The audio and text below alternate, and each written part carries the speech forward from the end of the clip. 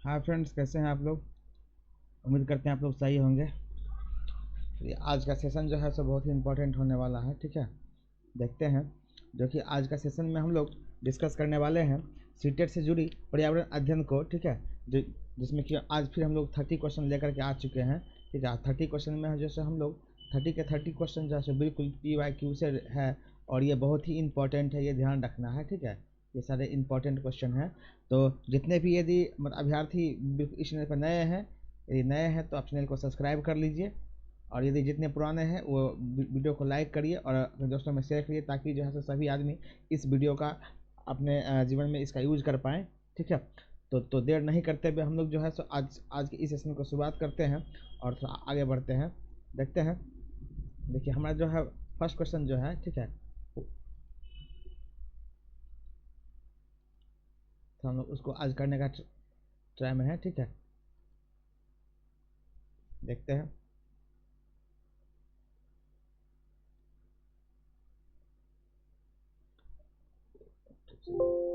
आ जाइए, देखिए हमारा क्वेश्चन फर्स्ट देखिए कह रहा है कि निम्नलिखित में से कौन सा कथन जो सत्य कथन है उसे चुनने के लिए कह रहा है कि कौन सा कथन सत्य है उसे चुनिए। ठीक है, कह रहा है कि हाथी गंदे पानी में खेलना पसंद करते हैं क्योंकि इनके शरीर को ठंडक मिलती है। ठीक है, देखिए दूसरा कह रहा है कि अधिकांश हाथी दिन में लगभग 10 घंटे आराम करना और सोना पसंद करता है। देखिए तीसरा कह रहा है कि 3 महीने के हाथी के बच्चों का वजन लगभग 200 किलोग्राम होता है। और देखिए आपका फोर्थ कह रहा है कि अधिकांश बड़े हाथी के एक दिन में लगभग 100 किलोग्राम पत्ते और झाड़ियाँ खाते हैं। देखिए इसमें क्या होगा, देखिए आपका ऑप्शन नंबर जो है सो सी यहाँ पे करेक्ट आंसर होगा। देखिए सबसे पहले क्या होता है, गंदले पानी में वो खेलना बहुत ही पसंद करता है क्योंकि इससे क्या होता है, उसके शरीर का तापमान कम होता है। देखिए वो क्या होता है, देखिए काला रंग जो होता है वो क्या होता है, प्रकाश को अवशोषित करने का काम करता है। तो क्या होता है, वो लोग पानी में इसलिए खेलना पसंद करता है ताकि क्या उसको उसके शरीर को थोड़ा सा ठंडक महसूस होता रहे। देखिए देखिए तीसरा नंबर का रहा है कि 3 महीने के हाथी बच्चे का लगभग वजन जो है सो 200 किलोग्राम होता है। देखिए ये भी क्या है, कथन बिल्कुल सही है। और देखिए फोर्थ का रहा है अधिकांश बड़े हाथी एक दिन में लगभग 100 ग्राम पत्ते या झड़ियाँ खा लेते हैं। ये आपका ऑप्शन नंबर सी जो क्या यहाँ पे ये करेक्ट आंसर था। देखिए आगे देखिए कह रहा है, देखिए क्वेश्चन नंबर 2 कह रहा है कि मधुबनी चित्रकला के बारे में सही कथन क्या है उसे चुनने के लिए। ठीक है, देखिए क्या है, देखिए पहला कथन है इन चित्रों को बनाने में नीली हल्दी फूलों के रस फूल पेड़ों के रंग आदि का इस्तेमाल किया जाता है। देखिए दूसरा कह रहा है कि इन चित्रों के इंसान जानवर फूल पेड़ पंछी मछलियाँ आदि के दिखाए जाते हैं। देखिए सी कह रहा है कि यह लोक चित्रकला बहुत पुरानी है और इसका नाम मधुबनी नामक स्थान पर ही पड़ा है। देखिए और डी कह रहा है कि मधुबनी राजस्थान के अति प्रसिद्ध जिला है। देखिए इसमें क्या होगा, आपका करेक्ट आंसर जो है सो क्या होगा, देखिए देखिए मधुबनी जो है सो, ठीक है, राजस्थान का अति प्रसिद्ध जिला है, ये आपको ध्यान रखना है। ऑप्शन नंबर जो है सो डी यहाँ पे करेक्ट आंसर हो जाए। सॉरी सॉरी सॉरी सॉरी, ये डी नहीं, देखिए ये है। तो आपको इसमें से चूज करना है, ए बी सी और डी में से चूज करना है कि कौन सा मतलब कथन इसके लिए बिल्कुल बिल्कुल सही होगा। देखिए देखिए ए जो है सो बिल्कुल सही है कि इन चित्रों को बनाने के लिए नीली हल्दी फूल पेड़ों के आदि के रंग का इस्तेमाल किया था। देखिए बिल्कुल कथन सही है आपका। देखिए दूसरा कह रहा है इन चित्रों में इंसान जानवर पेड़ फूल पंछी मछली आदि दिखाए जाते हैं। देखिए ये भी आपका मतलब करेक्ट आंसर है। देखिए सी कह रहा है कि यह लोक चित्रकला बहुत पुरानी है और इसका नाम मधुबनी नामक स्थान के नाम पर ही पड़ा। देखिए ये भी सही है, लेकिन देखिए कह रहा है कि मधुबनी राजस्थान के अति प्रसिद्ध जिला है। ये नहीं, बिल्कुल नहीं, ये मधुबनी जैसे देखिए बिहार का अति प्रसिद्ध जिला है, ये ध्यान रखना है। इसलिए क्या आप ऑप्शन नंबर डी यहाँ पे क्या होगा, करेक्ट आंसर हो जाएगा। देखिए क्वेश्चन नंबर देखिए थर्ड कह रहा है कि कोई पेड़ पंछी की ऊंची डाल पर अपना घोंसला बनाती है, यह पंछी हो सकती है। देखिए ऐसा कौन सा पक्षी है जो पेड़ की ऊंची डाल पर जो है अपना घोंसला बनाती है, उसके बारे में आपको बताना है। तो देखिए सबसे जो होता है, ये देखिए कौवा जो होता है तो क्या होता है, एक ऐसा प्राणी है जो अपनी घोंसला ऊंची डाल पर बनाता है। आपका ऑप्शन नंबर सी जो है यहाँ पे करेक्ट आंसर हो जाएगा। देखिए आगे कर रहा है, देखिए क्वेश्चन नंबर डी कर रहा है आपका, जो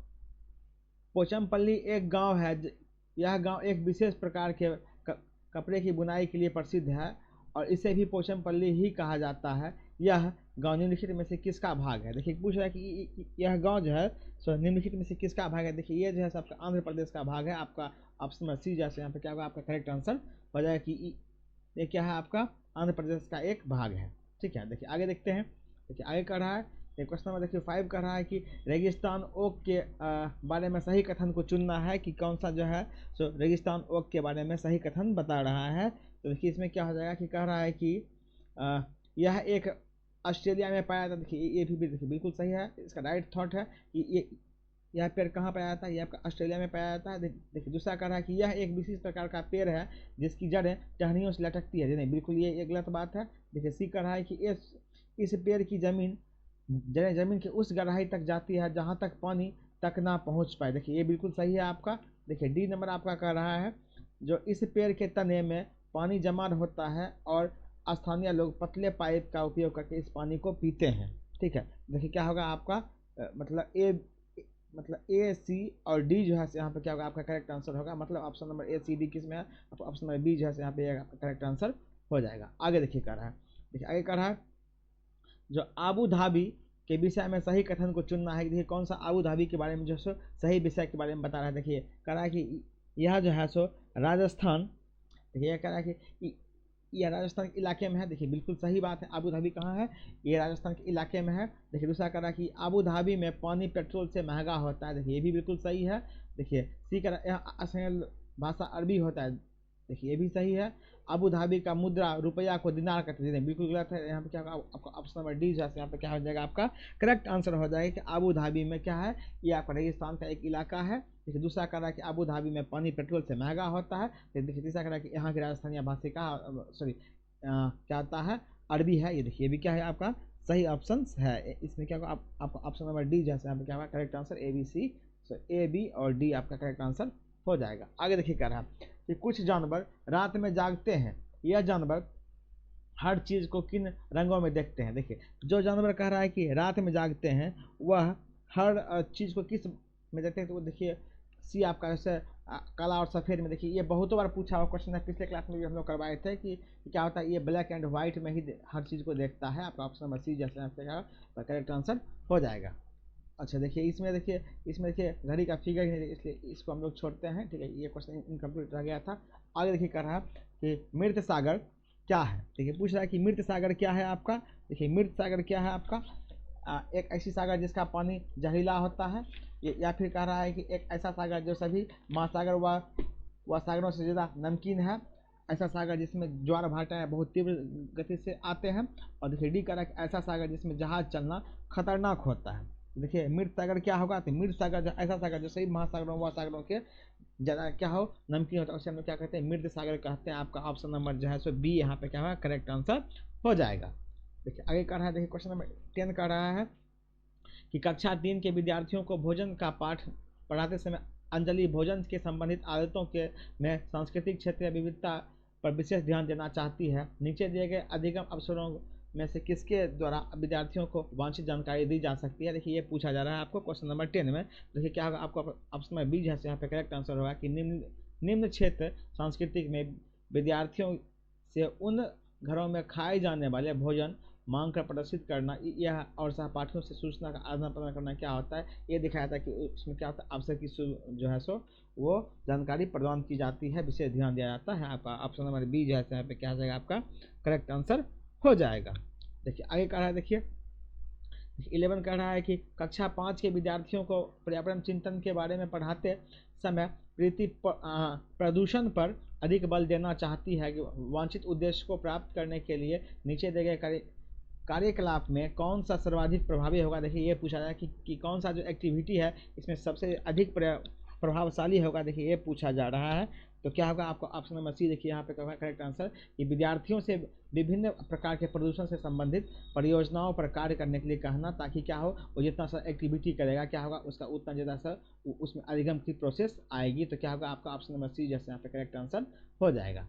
देखिए आगे कह रहा है कि 12 नेहा कक्षा 5 के ईवीएस विषय में नीचे दी गई मूल्यांकन तरीकों का प्रयोग करती है। देखिए क्या हस्त सिद्ध क्रियाकलापों का मूल्यांकन करना। देखिए दूसरा कह रहा है कि कार्यकलाप मूल्यांकन करना। देखिए तीसरा कह रहा है परियोजना और मूल्यांकन करना। देखिए पांचवा फोर्थ कह रहा है कि मौखिक परीक्षा निम्नलिखित दी गई तकनीकी के का कौन सा ये युगल अधिक वस्तुनिष्ठ मूल्यांकन दे सकता है। देखिए कह रहा है कि ऊपर जो दिया गया है इसमें से ये बताना है कि कौन सा जो सबसे ज़्यादा इंपॉर्टेंस और सबसे ज़्यादा पावरफुल होगा। तो देखिए क्या होगा आपका 1 और जो 4 है वो आपका सबसे इंपॉर्टेंट होगा। देखिए सबसे पहले क्या हुआ हस्त सिद्ध क्रियाकलापों का मूल्यांकन करना कि बच्चे रियल रूप में क्या कर रहे हैं उसको देखना है। और देखिए फोर्थ आपका कह रहा है कि मौखिक रूप परीक्षा लेना, उससे क्या होगा, जब उसका मौखिक परीक्षा बात क्या होगा, उससे उसकी जो ओरल जो कैपेसिटी होगी, कॉन्फिडेंस होगा, वो उसमें डेवलपमेंट होगा। यही क्या होगा, आपका करेक्ट आंसर हो जाएगा ऑप्शन नंबर बी। देखिए क्वेश्चन नंबर 13 कह रहा है कि ईवीएस में कह रहा है कि ईवीएस में अच्छे गृह कार्य को मुख्यतः किस पर केंद्रित होना चाहिए। देखिए ये पूछ रहा है कि ईवीएस में जैसे सबसे मतलब जो गृह कार्य है किस पर होना चाहिए। देखिए ये आपका होना चाहिए विस्तारित अधिगम के लिए चुनौती और उत्तेजनापूर्ण होना चाहिए। क्या होना चाहिए आपको, देखिए चैलेंजिंग और एक्साइटेड होना चाहिए। ठीक है, आपको ऑप्शन नंबर सी क्या होगा यहाँ पे करेक्ट आंसर हो जाएगा। ठीक है, देखिए आगे देखिए कह रहा है, क्वेश्चन नंबर 14 कह रहा है कि शालिनी ने कक्षा 4 विद्यार्थियों को विज्ञान केंद्र सिखाने के लिए शैक्षणिक परिवर्तन की योजना बनाई। नीचे दिए गए कौन सा सामान्य निर्देशन इस भ्रमण के लिए अप्रासंगिक है। देखिए ये पूछ रहा है कि कौन सा जो है इसमें अप्रासंगिक है, मतलब गलत है। देखिए क्या होगा आपका ऑप्शन है बी। देखिए अपना दिन भर का पूरा अवस्था लेकर जो देखिए क्या होगा, ये सबसे ज़्यादा अप्रासंगिक है, इसका कोई भी इससे रिलेशन नहीं है। बाकी देखिए प्रश्न के समय अपनी शंकाओं के विषय में प्रश्न पूछना, देखिए बिल्कुल सही बात है, बिना पूछे बिना मुझे सूचित किए कहीं जाना ना जाना, देखिए ये भी आपका सही बात है। देखिए तीसरा कर अपने साथ पेन और नोट पे देना, देखिए ये भी सही बात है, लेकिन क्या ये आपका अप्रासंगिक है, ये आपका नहीं होना चाहिए। देखिए क्वेश्चन नंबर 15 कह रहा है जो प्राथमिक स्तर की ईवीएस पाठ्य पुस्तक पाठ्य चर्चा में क्या होना चाहिए था। देखिए वो पूछा है कि कौन सा जो है सो इसमें इंक्लूड होना चाहिए था। अपने आसपास के खोजने और अवसर प्रदान करने की क्या होगी, टेंडेंसी होनी चाहिए, ताकि बच्चा जो है खुद से अपने बारे में खोज सके और अपना नॉलेज खुद से वो गेन कर सके। ये क्या ये जो है टेंडेंसी ईवीएस के पाठ्य चर्चा में जरूर होनी चाहिए। देखिए ऑप्शन देखिए आपका क्वेश्चन नंबर 16 का रहा है कि प्राथमिक स्तर पर ईवीएस पाठ्य पुस्तकों में कविताएं और कहानियों को सम्मिलित करने का क्या कारण है। देखिए ये पूछ रहा है कि कौन सा ऐसा कारण है जो कि ये होना चाहिए। देखिए आपका ऑप्शन नंबर जो है सो सी यहाँ पे करेक्ट आंसर होगा कि मूल्य संकल्पनाओं के अधिगम में वृद्धि करना क्या होगा, आपका सबसे जो है सो सम्मिलित करने का बहुत ही इंपॉर्टेंस रखता है प्राथमिक स्तर पर। आपका ऑप्शन नंबर सी यहाँ पे करेक्ट आंसर हो जाएगा। देखिए आगे कह रहा है कि 4 प्रभावी शिक्षकों से कक्षा 5 के विद्यार्थियों के लिए मूलभूत विषय पर यात्रा, देखिए यह क्या है आपका यात्रा पर वस्तु प्रस्तुतिकरण बनाने के लिए कहा गया है। प्रत्येक में से निम्नलिखित में से कौन सी नीति में सबसे अधिक मुख्य रूप से केंद्रित होगा। देखिए ये आपको पूछ रहा है कि कौन सा जो है तो सबसे मुख्य रूप से केंद्रित किया जाएगा, ये आपका क्वेश्चन नंबर 17 है। ठीक है, देखिए तो इसका आंसर जो होगा आपका ऑप्शन नंबर डी होगा कि विद्यार्थियों से, देखिए आपका होगा कि विद्यार्थियों से यात्रा में उपयोग किए जाने वाले विभिन्न साधनों के अनुभव का वर्णन करने के लिए कहना, कि मतलब तुम्हें जो है इस यात्रा में क्या क्या चीज़ की ज़रूरत है, यदि जो ज़रूरत है तो क्यों ज़रूरत है, उस चीज़ के बारे में उसे वर्णन करने के लिए कहना चाहिए, ताकि बच्चा अपनी सोच समझ को अच्छे से डेवलप कर पाए और अपनी जिम्मेदारी बखूबी निभा पाए। आपको ऑप्शन नंबर डी यहाँ पर क्या होगा करेक्ट आंसर हो जाएगा। देखिए क्वेश्चन नंबर 18 कह रहा है कि कक्षा 5 की ईवीएस पाठ्य पुस्तक में किसी पाठ में सोचिए और चर्चा कीजिए कि भाग में नीचे दिया गया कथन लिखा है, यदि आपके गांव अथवा शहर में 1 सप्ताह तक पेट्रोल अथवा डीजल ना हो तो क्या होगा, इस कथन का मुख्य उद्देश्य क्या होगा। देखिए ये आपको बताना है कि जो दिया गया है कि यदि आपके गांव में या आपके शहर में 1 सप्ताह तक पेट्रोल अथवा डीजल ना हो तो क्या होगा, इस कथन का मुख्य उद्देश्य क्या है, ये आपको बताना है। इसका मुख्य उद्देश्य आपका ये है कि वास्तविक जीवन की चिंताओं को समझने हेतु कल्पना और सोचने विचारने की कुशलता को बढ़ावा देना, ताकि बच्चा ये भी सोचे कि यदि पेट्रोल नहीं होगा तो क्या क्या होगा, भाई गाड़ियाँ सही से नहीं चल पाएगी, हमारी जो दैनिक जीवन का जो आवागही है वो हमारा बंद हो जाएगा। ये सभी हमको सोचने की टेंडेंसी होनी चाहिए। आपका ऑप्शन नंबर सी यहाँ पे क्या होगा करेक्ट आंसर हो जाएगा। देखिए आगे कर रहा है आपका 19 नंबर कि ईवीएस की पढ़ाई में कक्षा में प्रश्नोत्तरी तकनीक का सबसे अच्छा उपयोग करने के लिए क्या किया जा सकता है। देखिए आपको बताना है कि कौन सा जो है सबसे अच्छा प्रश्नोत्तरी तकनीक का सबसे बेहतर एग्जाम्पल होगा या फिर कौन सा प्रोसेस होगा, ये आपको बताना है। देखिए यहाँ पे क्या होगा आपका ऑप्शन नंबर बी जो है यहाँ पे करेक्ट होगा कि शिक्षार्थियों में सीखने की जिज्ञासा उत्पन्न करने के लिए क्या होना चाहिए, ताकि क्या होगा बच्चा अच्छे से कक्षा में प्रश्नोत्तरी कर सके। मतलब यदि उसके पास जो है सो यदि जिज्ञासा होगा, यदि उसके पास जिज्ञासा होगा कि हमें कुछ चीज़ सीखना है या फिर कोई भी चीज़ पूछना हो तो क्या होगा, उसके लिए शिक्षार्थियों में उसकी डेवलप करना जरूरी है। आपका ऑप्शन नंबर बी यहाँ पे करेक्ट आंसर हो जाएगा। देखिए क्वेश्चन नंबर 20 का रहा है कि प्राथमिक स्तर पर ईवीएस की पढ़ाई का एक मुख्य उद्देश्य क्या हो सकता है। देखिए आपको पूछ रहा है कि कौन सा जो है मुख्य उद्देश्य है ईवीएस की पढ़ाई के लिए। तो इसका ऑप्शन नंबर सी जो है सो आपका करेक्ट आंसर हो जाएगा कि कक्षा की पढ़ाई को शिक्षार्थी के विद्यालय से बाहर के जीवन से संबंधित करने के लिए सहायता करना। यदि उसके कक्षा के पढ़ाई को यदि हम उसके रियल लाइफ से जोड़ते हैं तो बच्चा क्या होगा, उसको अच्छे तरीके से समझ पाएगा। इसलिए क्या होगा, आपका ऑप्शन नंबर सी यहाँ पे करेक्ट आंसर हो जाएगा। देखिए आगे कह रहा है कि 21 नंबर में कि प्राथमिक स्तर वृक्षों के संरक्षण की संरचना के बारे में विद्यार्थियों को संवेदनशील बनाने के लिए निम्नलिखित में से कौन सा क्रियाकलाप उपयुक्त नहीं है। देखिए आपको पूछा है कि कौन सा इसमें एक्टिविटी जो है तो उसके लिए प्रयुक्त नहीं है। तो क्या होगा, देखिए वृक्षों पर नारा लेखन मतलब स्लोगन राइटिंग प्रतियोगिता आयोजित करना। देखिए बिल्कुल ये होना ही चाहिए। प्रत्येक छात्रों को एक वृक्ष को अपनाकर उसकी देखभाल करना चाहिए। देखिए ये भी आपको करना चाहिए। बच्चों को लकड़ियों की लक्षणों का भंडार दिखना नहीं, ये आपका नहीं होना चाहिए। वृक्षों पर देखिए ये भी होना चाहिए। आपका ऑप्शन नंबर सी क्या है यहाँ पे, यहाँ पे करेक्ट आंसर है कि बच्चों को जैसे लकड़ियों की गट्ठर दिखाने का कोई जरूरत ही नहीं है, बल्कि उसे पेड़ पौधे के संरक्षण के बारे में बताना चाहिए। देखिए आपका देखिए करा आपका क्वेश्चन नंबर 22, इतिहास की कक्षा में जल का पाठ पढ़ाते समय अंजलि ने अपनी कक्षाओं में जल के विभिन्न स्रोतों और जल को संचारित करने के लिए क्रियाकलापों को रोल प्ले आयोजित किया गया। इस क्रियाकलाप का मुख्य उद्देश्य क्या हो सकता है। देखिए पूछ रहा है कि यदि जल के बारे में जो है सो रोल प्ले करवा रही है तो उसका मुख्य उद्देश्य क्या है, ये आपको बताना है। देखिए इसमें क्या होगा, इसके देखिए ऑप्शन नंबर सी इसका करेक्ट आंसर है कि अधिगम की प्रक्रिया में विद्यार्थियों के सक्रिय भाग लेना तथा उसके भाग को सुनिश्चित करना होगा। उसका मुख्य उद्देश्य है कि बच्चा जो है सो उसमें खुद से भाग लेगा और उसके अधिगम प्रोसेस को वो मतलब उसमें जो है सो उस प्रक्रिया को वो बच्चा अधिगम अच्छे तरीके से कर पाएगा। अब आपका ऑप्शन नंबर सी यहाँ पे करेक्ट आंसर हो जाएगा।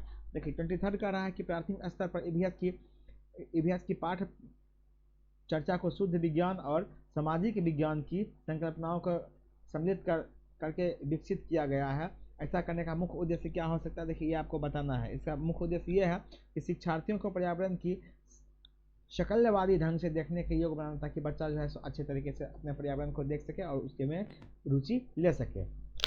देखिए आपका देखिए 24 में क्वेश्चन कर रहा है कि इतिहास कक्षा में सामाजिक असमानता पर अधिक बल देने के लिए निम्नलिखित में से कौन सा कथन अधिक प्रभावशाली होगा। ये आपको पूछा है कि कौन सा कथन है तो सबसे अधिक प्रभावशाली। देखिए आपका ऑप्शन नंबर डी जैसे यहाँ पे होगा करेक्ट आंसर कि विद्यार्थियों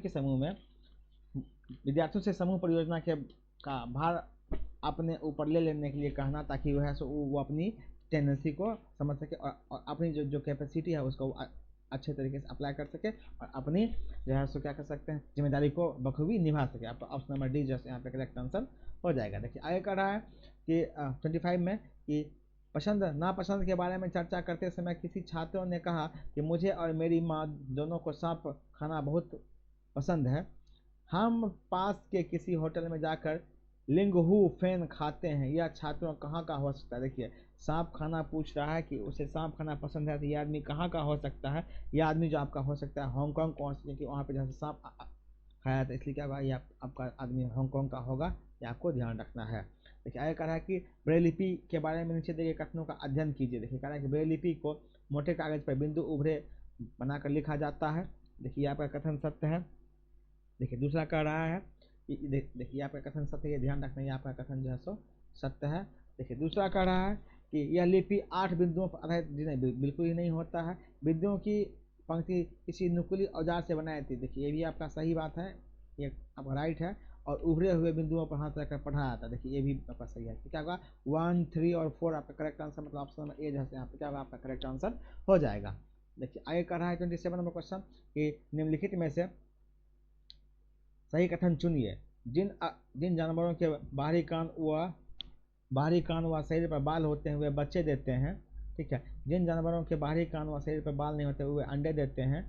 जिन जानवरों के बाहरी कान व शरीर पर बाल नहीं होते वे बच्चे देते हैं, ध्यान रखना है। और जिन जानवरों के बाहरी कान व शरीर पर बाल होते हैं वे अंडे देते हैं। देखिए ये आप कौन सा कथन है। देखिए सीधा बात है, जिन जानवरों के कान दिखाई देते हैं, ध्यान रखना है, जिन जानवरों के कान दिखाई देते हैं वे बच्चे देते हैं। ठीक है, वो क्या करते हैं बच्चे देते हैं। और जिनके कान नहीं दिखाई देते हैं वो अंडे देते हैं। वो क्या देते हैं अंडे देते हैं। तो इसके अकॉर्डिंग क्या हो जाएगा आपका, इसके अकॉर्डिंग आपका करेक्ट आंसर क्या हो जाएगा डी नंबर की। केवल ए और बी सही है कि जिन जानवरों के कान दिखाई देते हैं वे बच्चे देते हैं और जिनके कान नहीं दिखाई देते हैं वो अंडे देते हैं। ठीक है, आपका ऑप्शन नंबर डी यहाँ पे करेक्ट आंसर हो जाएगा। देखिए क्वेश्चन नंबर देखिए कर रहा है आपका 28 नंबर कहना है कि मधुमक्खी पालन के विषय में सही कथन को चुनना है कि कौन सा जो है जो मधुमक्खी पालन का सही है। देखिए आपका ऑप्शन नंबर सी जैसे यहाँ पे करेक्ट आंसर कि 2, 3 और 4 मतलब देखिए लीची के फूल मधुमक्खियों को लुभाते हैं। ये भी आपका बिल्कुल सही बात है। देखिए कह रहा है कि मधुमक्खी पालने और उनके द्वारा उत्पादित शहद का भंडारण करने के लिए बक्सों का आवश्यकता होता है। देखिए ये भी बिल्कुल सही बात है। और मधुमक्खी के लिए मीठे घोल बनाने के लिए चीनी खरीदी जाती है। देखिए ये आपका करेक्ट आंसर नहीं है। क्या होगा आपका करेक्ट आंसर है? ये आपका ऑप्शन नंबर सी जैसे यहाँ पे करेक्ट आंसर हो जाएगा। देखिए आगे कर रहा है, देखिए 29 नंबर किसी छात्र ने अपनी अहमदाबाद से नागरकोइल की यात्रा के बारे में अपनी डायरी में लिखा। नीचे दिए जानकारी को पढ़ के देखिए कह रहा है कि वह 10/2/2014 से अहमदाबाद पहुंचने के समय में 10:30 प्रातः समय छोड़ने पर वो इतना दूरी किलोमीटर चली थी। फिर देखिए दूसरी कह रहा है वो इतना 4:45 में चली और दूरी इतना किलोमीटर उपरांत हुआ। तो देखिए ऑप्शन नंबर ए कह रहा है कि अहमदाबाद से नागरकोइल की दूरी इतनी है। देखिए बी कह रहा है कि इसकी दूरी जो है सो रेलगाड़ी 4 घंटे 55 मिनट में तय की। देखिए सी कह रहा है कि दूरी को रेल 28 घंटे 55 मिनट में तय करती है। और डी कह रहा है कि रेलगाड़ी की औसत चाल लगभग 80 किलोमीटर प्रति घंटा था। देखिए इसमें क्या अच्छा करेक्ट आंसर होगा ये आपको बताना है। देखिए इसका करेक्ट आंसर जो है सो सी हो जाएगा। ठीक है, इसका करेक्ट आंसर सी होगा। ए और बी बिल्कुल सही बात है, आपको ध्यान रखना है। देखिए क्वेश्चन में देखिए 30 का रहा है आपका, जो नीचे दी गई कौन सी जानकारी एक आरक्षित रेल टिकट से प्राप्त की जा सकती है।